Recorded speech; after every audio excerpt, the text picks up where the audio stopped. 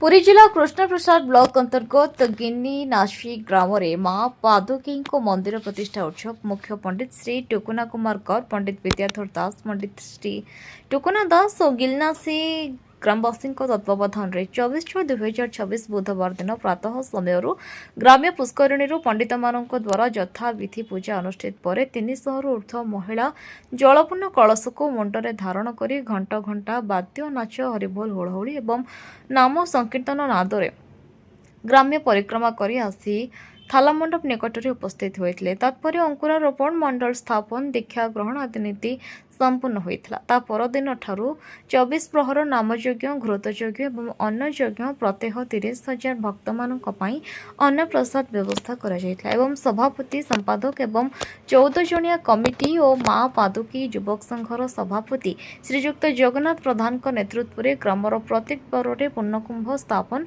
और अहरह नाम संकीर्तन कर ग्राम परिक्रमा करुଥିଲେ। तत्सहित आम पुस्तक मेला संपादक श्री विष्णुप्रसाद दलई और युवक कवि गगन बिहारी प्रधान एवं गिलनासी हाईस्कूल भारप्राप्त प्रधान शिक्षक श्रीजुक्त रंजन कुमार प्रधान, आम पुस्तक मेलार सदस्य सदानंद गौड़, काशीनाथ जेना, सनातन दरे, विद्याधर प्रधान, ललित कुमार स्वाई, निर्मल रणसिंह, के राजगोपाल आचार्य, मनोज बारिक और युव सांबादिक देवेंद्रनाथ दलई और ग्रामर संकीर्तन मंडली सदस्य श्रीजुक्त कविराज प्रधान नेतृत्व में एक आध्यात्मिक पुस्तक माँ पादुकी विजय गिलनासी पुस्तक ग्रामवासी संपूर्ण सहयोग उन्मोचन होता।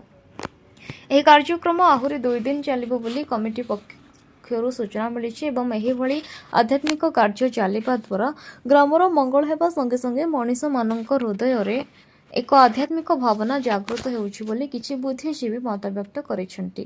कार्य परिचालन कमिटीर समस्त सदस्य और ग्रामवासी पूर्ण सहयोग रे मंदिर प्रतिष्ठा उत्सव सुचारू रूपे संपन्न होइतला।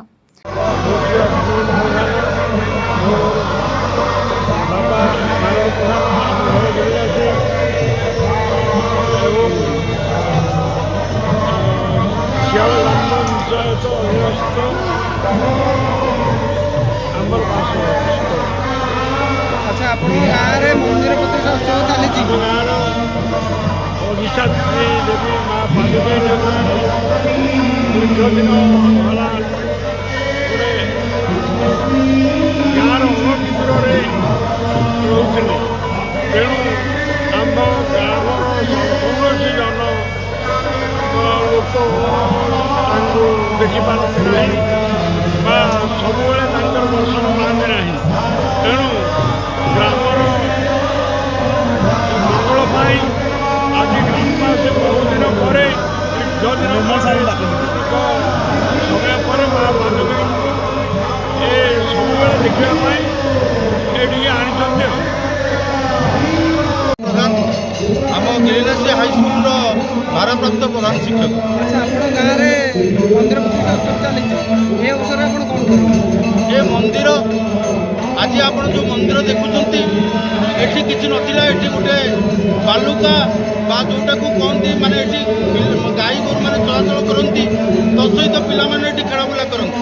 तेणुक माँ अपार करुणार ए जगह ए गिलनासी ग्रामवासी मान द्वारा तथा ये 14 जन कमिटी माध्यम आज ये सफल रूपायन होती जहाँकि यही कार्यक्रम को आम अंचलवासी भूरीस प्रशंसा करी अनेक श्रद्धालु आज अनेक श्रद्धालु एपर्यंत आनंद भवन खोला थिला एवं अनेक श्रद्धालु ये शांति भाव प्रसाद सेवन करी निज गाँव को फेरी। बर्तमान आमर प्रसाद सेवन चालू रही अति कम आज आम अनुमान करुचु 4,000 ରୁ 5,000 लोक ये समागम है।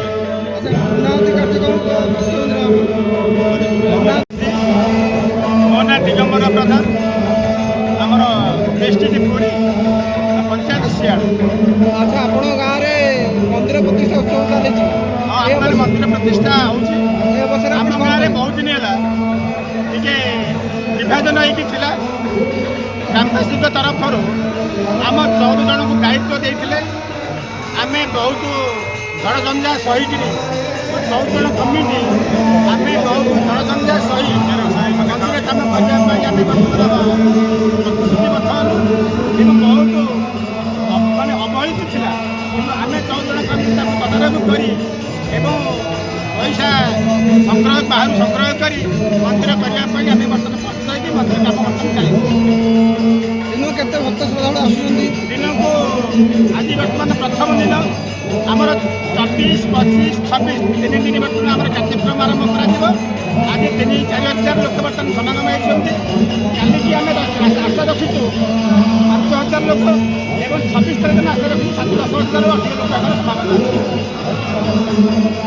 ଗିରିନାସୀ, ମୋର ନାଁ ହେଉଛି କବିରାଜ ପ୍ରଧାନ। ଏଇ ଗିରିନାସୀରେ ମୁଁ ବାସିନ୍ଦା।